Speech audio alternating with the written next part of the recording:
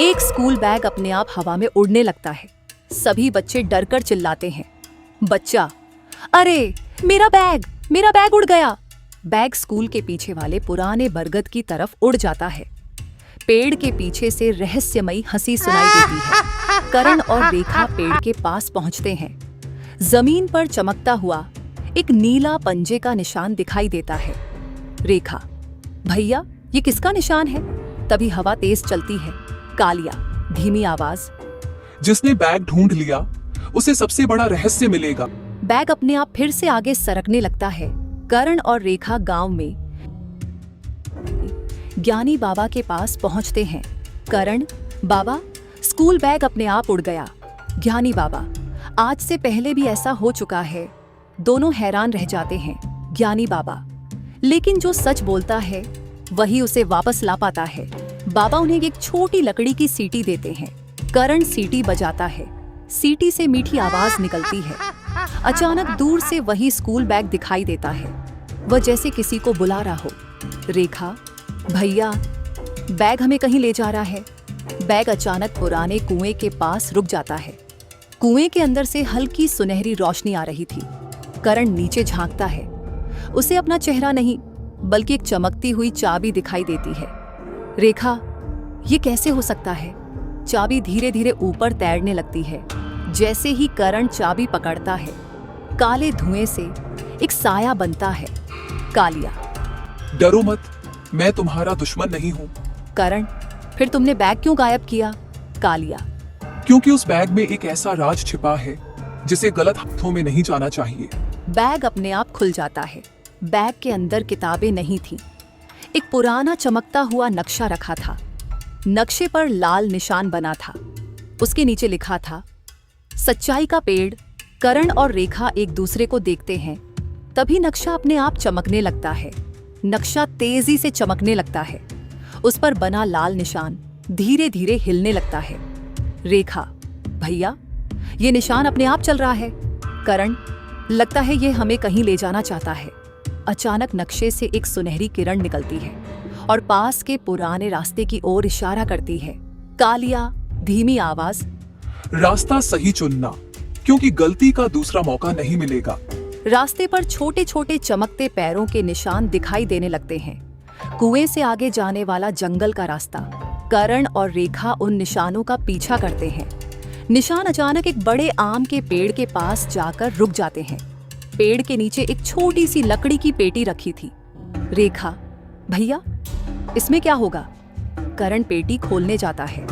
तभी ज्ञानी बाबा की आवाज गूंजती है, बिना सोचे कोई चीज मत खोलना। पेटी अपने आप हिलने लगती है। करण धीरे से पेटी खोलता है। अंदर से एक छोटी सी चमकती चिड़िया बाहर निकलती है। चिड़िया, धन्यवाद, तुमने मुझे आजाद किया। रेखा मुस्कुरा देती है। चिड़िया, अब मैं तुम्हें सही रास्ता दिखाऊंगी। वह उड़कर आगे जाती है। अचानक आसमान पर काले बादल छा जाते हैं। तेज हवा चलने लगती है। नक्शा करण के हाथ से उड़ने लगता है। रेखा जल्दी से उसे पकड़ लेती है। रेखा, भैया अगर ये खो गया तो? उसी समय चिड़िया एक चमकते पेड़ पर बैठ जाती है। हवा तुरंत शांत हो जाती है। पेड़ का तना धीरे धीरे खुलने लगता है। पेड़ का गुप्त दरवाजा। पेड़ के अंदर एक छोटा कमरा था। बीच में एक पुरानी किताब रखी थी। करण किताब खोलता है। उसमें लिखा था, जादुई बैग किसी लालची बच्चे के हाथ नहीं खुलता। रेखा आश्चर्य से करण को देखती है। रेखा, तो क्या यह बैग हमें चुनकर मिला है? किताब का आखिरी पन्ना अपने आप खुल जाता है। आखिरी पन्ने पर लिखा था, अगर तुम सच्चे हो तो इस सुनहरे फल को मत तोड़ना। सामने एक पेड़ पर केवल एक सुनहरा फल लटक रहा था। करण उसे ध्यान से देखता है, फिर पीछे हट जाता है। करण, जो हमारा नहीं है उसे लेना गलत है। अचानक पूरा पेड़ सुनहरी रोशनी से चमक उठता है। जमीन पर एक चमकती हुई चाबी गिरती है। करण चाबी उठाता है। चिड़िया मुस्कुराकर उड़ जाती है। तभी कालिया पहली बार सामने आता है, लेकिन इस बार उसके चेहरे पर मुस्कान थी। कालिया, बहुत कम बच्चे पहली परीक्षा पास कर पाते हैं। करण, अब आगे क्या होगा? कालिया, अब तुम्हें उस जगह चलना होगा जहां जादुई स्कूल बैग बना था। इतना कहते ही दूर जंगल के बीच एक पुराना रहस्यमयी स्कूल सुनहरी रोशनी में दिखाई देता है। करण, रेखा और कालिया स्कूल के सामने खड़े थे। स्कूल कई सालों से बंद दिखाई दे रहा था। जैसे ही करण सुनहरी चाबी दरवाजे में लगाता है, धड़ाम, दरवाजा अपने आप खुल जाता है। अंदर से रंग बिरंगी रोशनी बाहर आने लगती है। रेखा, भैया, ये जगह तो बिल्कुल अलग है। स्कूल के अंदर से किसी बच्चे की हंसी सुनाई देती है। कमरे में पुरानी मेजें और कुर्सियां थीं, लेकिन वहां कोई बच्चा नहीं था। अचानक ब्लैक बोर्ड पर अपने आप शब्द लिखने लगते हैं। पहली सीख, ईमानदारी। करण, ये किसने लिखा? तभी सारी चौक हवा में उड़ने लगती है। एक मेज अपने आप हिलने लगती है। मेज के अंदर एक चमकती हुई किताब रखी थी। करण किताब खोलता है। अंदर एक तस्वीर दिखाई देती है।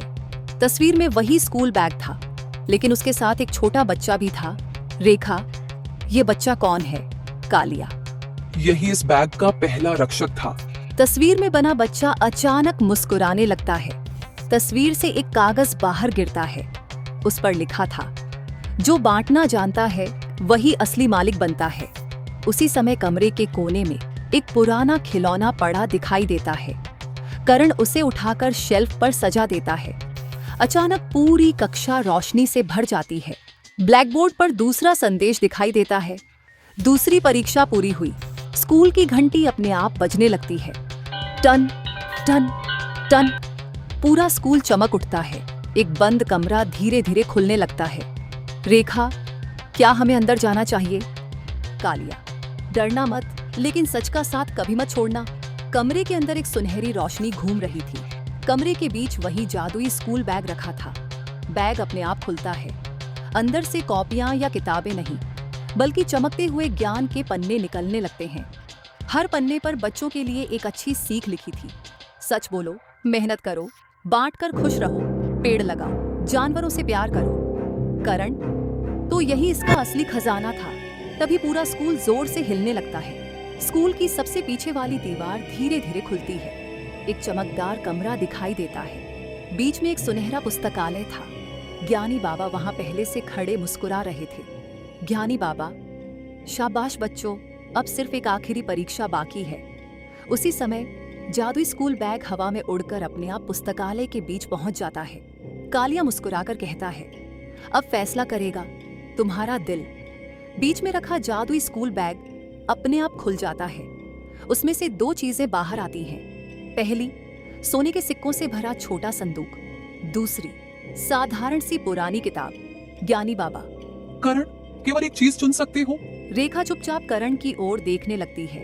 करण कुछ पल सोचता है, फिर वह पुरानी किताब उठा लेता है। उसी क्षण पूरा पुस्तकालय सुनहरी रोशनी से चमक उठता है। बैग अपने आप हवा में उड़ने लगता है। बैग धीरे धीरे खुलता है। उसमें से सैकड़ों चमकते अक्षर निकलकर हवा में तैरने लगते हैं। कालिया, यही इस बैग का असली खजाना है। रेखा, ये अक्षर क्यों चमक रहे हैं? कालिया, क्योंकि ज्ञान बांटने से बढ़ता है, छिपाने से नहीं। अचानक बैग से एक छोटी सुनहरी चाबी गिरती है। सामने की दीवार अपने आप खुलने लगती है। दीवार के पीछे एक छोटा कमरा था। कमरे में बच्चों की पुरानी तस्वीरें लगी थीं। हर तस्वीर के नीचे लिखा था, जिसने दूसरों की मदद की वही इस बैग का रक्षक बना।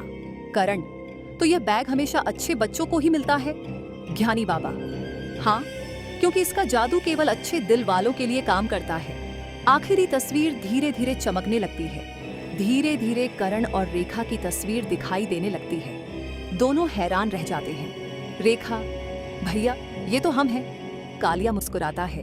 कालिया, आज से इस जादुई बैग की रक्षा तुम दोनों करोगे। बैग अचानक करण के हाथ में आकर बंद हो जाता है। करण और रेखा स्कूल पहुंचते हैं। जादुई बैग अब बिल्कुल साधारण दिखाई दे रहा था। करण उसमें से किताबें निकालकर सभी बच्चों में बांट देता है। जैसे ही बच्चे किताबें खोलते हैं, हर किताब में प्रेरणादायक चित्र और अच्छी सीख दिखाई देती है। सभी बच्चे खुशी से मुस्कुराने लगते हैं। स्कूल के बाहर किसी की जानी पहचानी हंसी सुनाई देती है। करण बाहर आता है। दूर बरगद के पेड़ के पास कालिया खड़ा था। अब उसका चेहरा डरावना नहीं, बल्कि दयालु था। कालिया, याद रखना, सबसे बड़ा जादू अच्छे कामों में होता है, ज्ञानी बाबा। और सबसे बड़ी ताकत सच्चाई में। कालिया मुस्कुराता है और चमकती रोशनी में धीरे धीरे गायब हो जाता है। उस दिन के बाद करण और रेखा ने कभी उस जादुई बैग का गलत इस्तेमाल नहीं किया। वे हर दिन किसी न किसी की मदद करते और सभी बच्चों को ईमानदारी, मेहनत और दया की सीख देते। धीरे धीरे पूरे गांव के बच्चे भी बदल गए। वे झूठ नहीं बोलते थे, चीजें बांटकर इस्तेमाल करते थे और सभी